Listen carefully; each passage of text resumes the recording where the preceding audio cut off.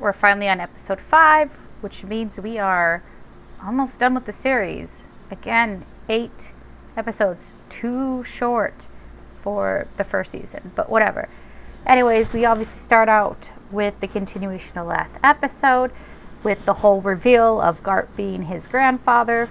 We're letting the whole world know several episodes ahead of time, but I get it, it's for pacing, and it works pretty good. Plus, we get another flashback with young Luffy, and this time we get to see his interactions with his grandpa. And is it just me, or is Garp a little bit more serious in this version?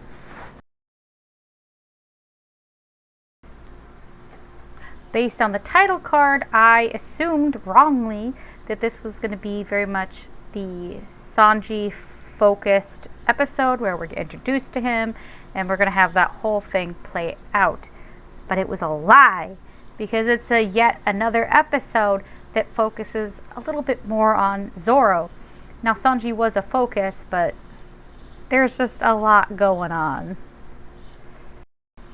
One thing that we get to for sure see this episode is yet another case of where Netflix is definitely putting their budget in with set design, because they really did bring the restaurant almost perfectly to life, and the inside of it was so grand, and it really just made me wish I was there.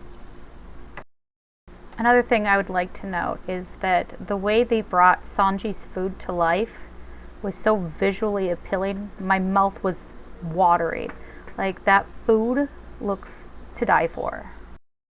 What was not appealing was what I assume is supposed to be a French accent, because that sounds really fake, and yeah, it's kind of hard to listen to.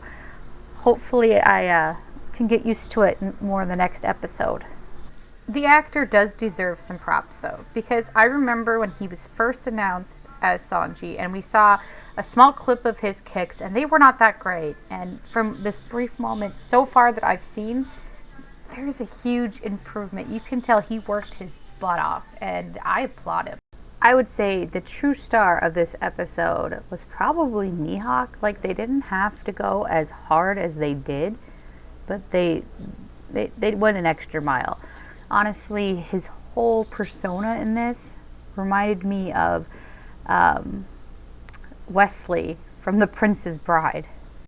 Due to time constraints, they super condensed Zoro's fight with him, and honestly, I always felt like that other fight didn't need to be drawn out as much as it did in the anime, so I did not complain about this at all. I will say, though, that I feel like Zoro's actor's delivery in this was a little bit lackluster compared to the anime, but again, it's very hard to perfectly adapt stuff like that. Nami was very interesting in this episode, because there were times where it almost felt like they were trying to make it seem like she cared more than you would expect. Like the scene where she holds Usopp's hand and there's a look of concern. But then we got this scene where he's stabbed and the look on her face is almost cold. I don't know, maybe it's just me.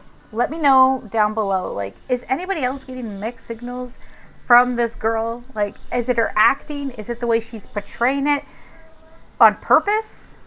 Because I cannot get a reading on that girl. I love the new dynamic that they have introduced with Usopp and Luffy.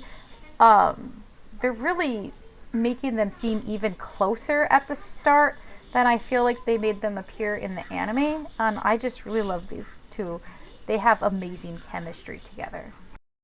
But also, this is definitely a different Usopp than the one in the anime. Like, they gave this guy Riz.